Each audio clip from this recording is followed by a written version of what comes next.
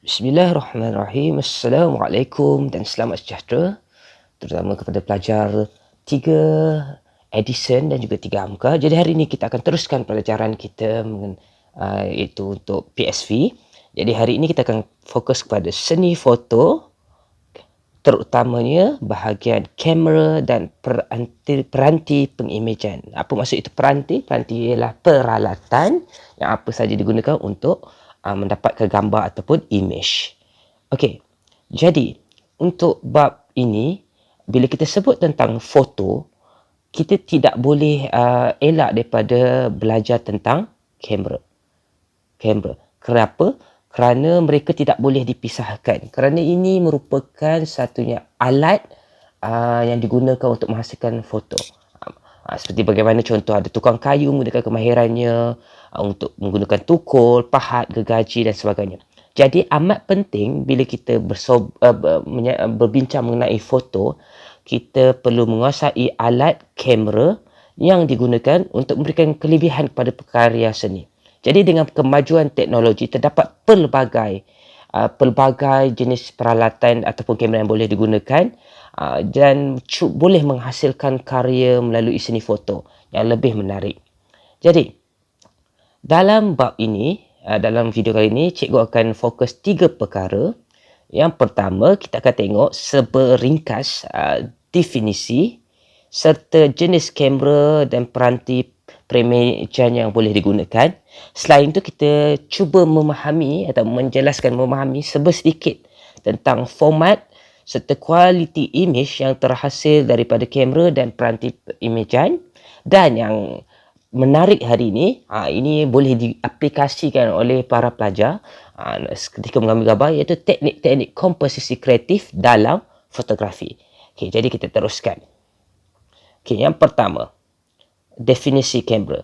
Okey, kamera seperti awak tahu kegunaannya adalah untuk menghasilkan gambar dan merakam gambar. Itulah secara ringkas. Tetapi jika secara terperinci, kamera merangkumi instrumen atau alat optik yang digunakan bagi merakam dan merekod gambar. Ingat, apa-apa instrumen atau alat optik yang digunakan untuk merakam dan merekod gambar. Untuk apa?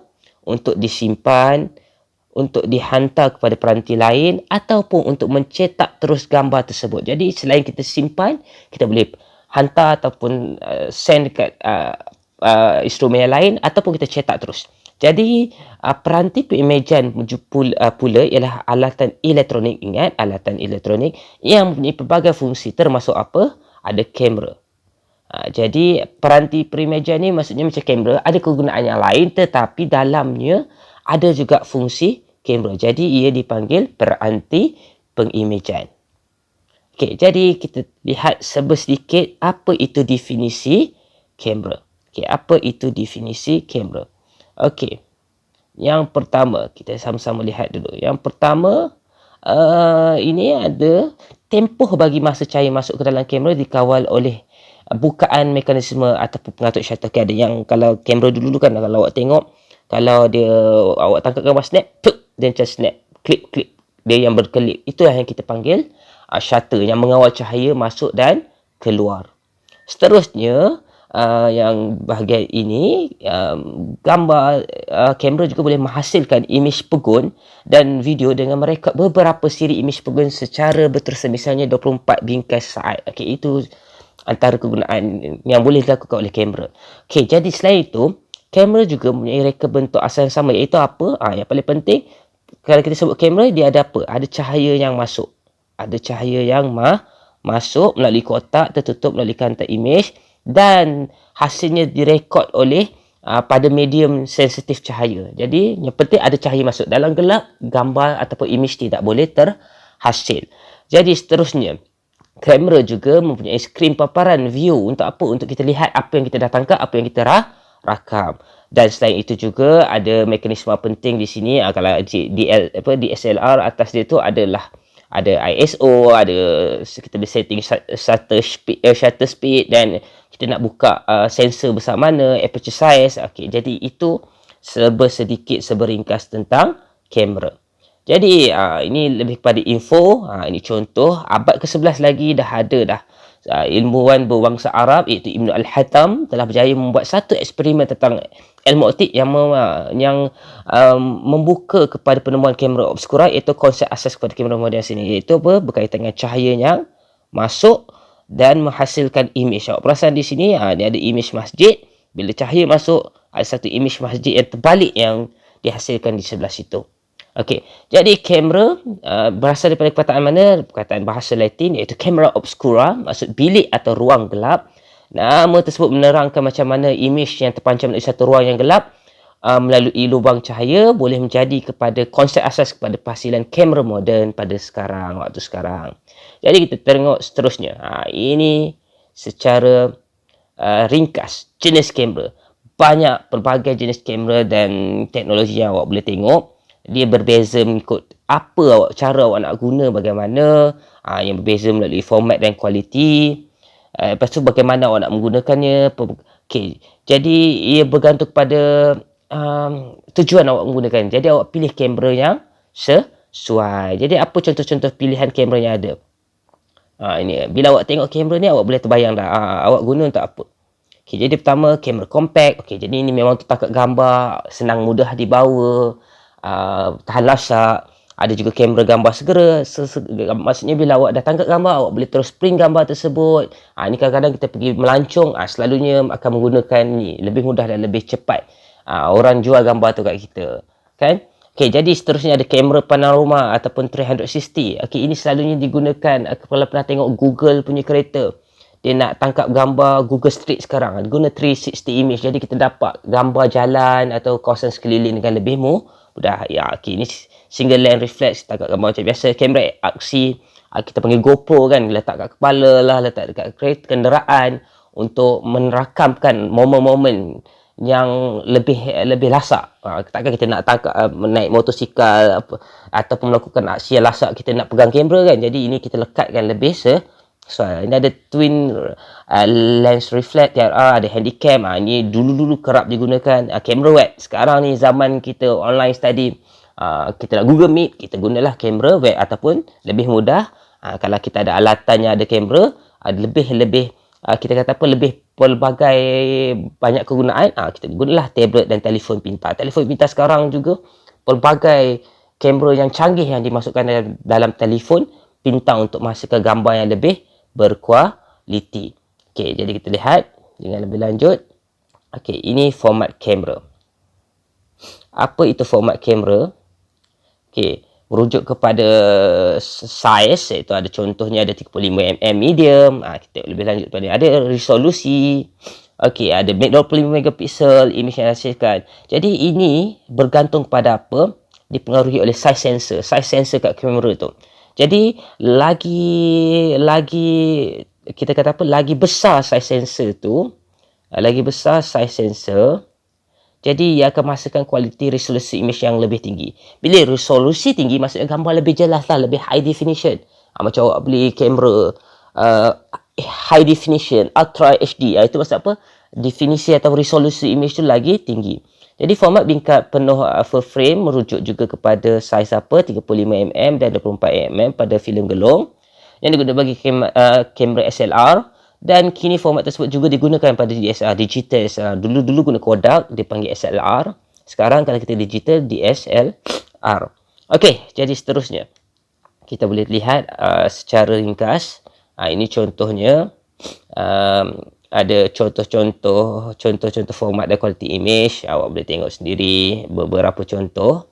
Okey. Selain itu, ini nak menerangkan tentang, cikgu nak terangkan tentang sensor tadi. Okey, bila lagi besar gambar sensor lagi definisi. Selalunya telefon pintar sensor hanya kecil. Ini lebih besar dan juga lebih besar. Jadi bila lebih besar, definisinya lebih tinggi. Awak boleh lihat sini. Ada sensor telefon pintar. Hanya sensor telefon pintar hanya kecil saja. Kita boleh tengok. Makin kalau yang lain tu lebih besar. Okey. Jadi kita teruskan. Okey, teknik komposisi. Okey, sebelum tu kita pergi tengok format medium dulu. Okey, format medium. Jadi ada beberapa, kita mula dengan format bingkai penuh yang paling asas, iaitu awak boleh lihat di sini 35mm. Seterusnya ada saiz format medium 6/5. Seterusnya format medium ada 6/6 inci. Ada juga 6/7 inci. Ini jadi pelbagai jenis format yang awak mungkin boleh tahu dan boleh teroka dengan lebih lanjut selain ini. Okey, jadi yang ni lebih menarik cikgu rasa fokus hari ini, iaitu kita akan belajar tentang teknik atau komposisi kreatif. Bagaimana kita nak menghasilkan gambar yang lebih menarik dan lebih cantik. Ini akan dapat membantu pelajar untuk melihat dan menghayati objek sekitaran dengan perspektif yang berbeza. Kita gambar tak nak sama lah, sikit-sikit selfie dari atas je kan. Tak nak. Kita nak ada pelbagai cara. Jadi ini contoh-contoh teknik yang ada. Jadi kita akan tengok dengan lebih lanjut. Ada 6 semuanya. Okey. Yang pertama ada peraturan ketiga. Apa itu peraturan ketiga? Dia menggunakan garisan grid. Ini kita panggil garisan grid. Kalau dekat setting kamera phone pun boleh, awak boleh set up. Ada garisan grid tu. Jadi ada 3 secara menegak dan 3 secara melintang. Objek yang kita nak dapat gambar yang menarik, objek perlu diletakkan pada grid yang hujung kanan ataupun hujung kiri untuk dapat komposisi yang harmoni. Jadi awak boleh menghasilkan gambar yang baik. Mana? Contoh kalau dalam gambar ni diletak yang ke belah kanan. Okey, sini. Kalau tak belah kanan, awak letak grid yang 3 belah kiri, awak boleh letak gambar di sini. Jadi ia akan menghasilkan gambar yang menarik. Jadi ingat, kita kalau ikut grid, melintang dan menegak, tapi kita letak 3 yang belah kanan. Jadi awak lihat kedudukan pelajar ni, kanak-kanak ni, jadi menghasilkan satu gambar yang menarik. Okey, jadi seterusnya imbangan. Imbangan yang mudah. Awak hanya perlu tahu ada simetri. Maksudnya kiri dan kanan ada imbangan yang sama. Ini gambar apa ni? Gambar jabatan. Mungkin di Putrajaya, tak silap cikgu. Jadi yang tengah-tengah ni dia center. So kiri dan kanan ni ada satu imbangan sama. Jadi inilah teknik imbangan. Boleh juga digunakan bila waktu yang sesuai. Para pelajar boleh pilih untuk menghasilkan gambar yang menarik. Seterusnya garisan membawa. Okay, bila kita sebut garisan membawa ni, awak boleh tengok ada struktur jatuh. Sorry. Okay, kejap ya, sebentar. Okay. Awak boleh lihat, minta maaf. Okay, awak boleh lihat bagaimana garisan di jabatan ni membawa kepada objek manusia yang melompat ni. Jadi garisan ni membawa kepada satu kita kata objek yang kita nak tangkap gambar tu. Jadi garisan tu buat lebih menarik. Jadi semua kita tengok, kita akan fokus kepada manusia yang melompat dan bayang-bayangnya. Ia menjadikan garisan bawah menjadikan gambar yang menarik. Jadi sudut pandangan pula. Okey, gambar akan jadi menarik bila ada sudut pandangan yang pelbagai. Jadi ini kita tengok sudut pandangan dari minta maaf. Kita ada sudut pandangan dari bawah. Okey, dari bawah dan ke atas kan. Ada juga boleh sudut pandangan dari atas. Maksud kalau burung tengok dari atas, gambar jadi macam mana? Contoh. Kalau awak tangkap gambar beza macam awak selfie pun, kalau dari atas muka awak lain, kalau dari bawah lain. Jadi inilah sudut pandangan yang berbeza yang boleh digunakan untuk awak untuk menghasilkan gambar yang menarik. Jadi ini satu lagi yang menarik selalu awak guna kat phone. Kedalaman. Apa itu kedalaman? Awak perasan tak? Menggunakan kamera dan lensa punya saiz aperture yang besar, jadi awak akan ada menghasilkan depth of field yang rendah pada gambar yang direkam. Apa? Awak nak fokus satu subjek dan yang lain akan dikaburkan imejnya. Jadi sekarang ni awak fokus imej macam gelang atau rat cincin ni, jadi yang belakang ni awak perasan tak? Kan blur je kat situ.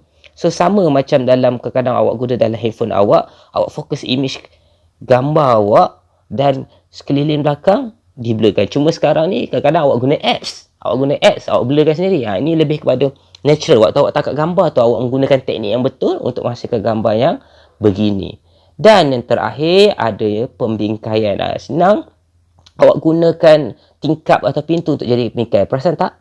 Ini gambar sebenar, awak tengok dari dalam, mungkin dalam rumah ataupun dalam ferry atau dalam bot. Jadi sekeliling ini menjadi bingkai untuk menghasilkan gambar di tengah ni yang lebih menarik. Okey. Jadi itulah komposisi atau teknik pembingkaian. Jadi pelbagai teknik yang digunakan, teknik komposisi yang kreatif ni boleh membantu anda menghasilkan gambar menarik. Ini lebih mudah kerana anda boleh menggunakan handphone anda untuk cuba bereksperimen dalam menghasilkan gambar. Bukannya awak buka kamera, tap snap saja, bukan.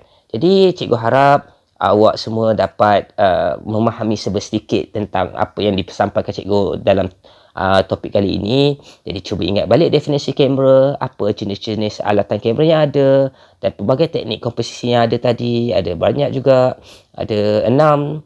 Lepas tu awak juga boleh ingat apa format gambar tadi. Ada format saiz penuh, 6:6, 6 berapa tadi, 7 contohnya. Jadi mudah awak ingat. Jenis kamera juga ada pelbagai. Jadi cikgu harap awak semua dapat memahami tajuk ini dan menarik perhatian awak untuk mencuba dan mendalami seni fotografi ini dengan lebih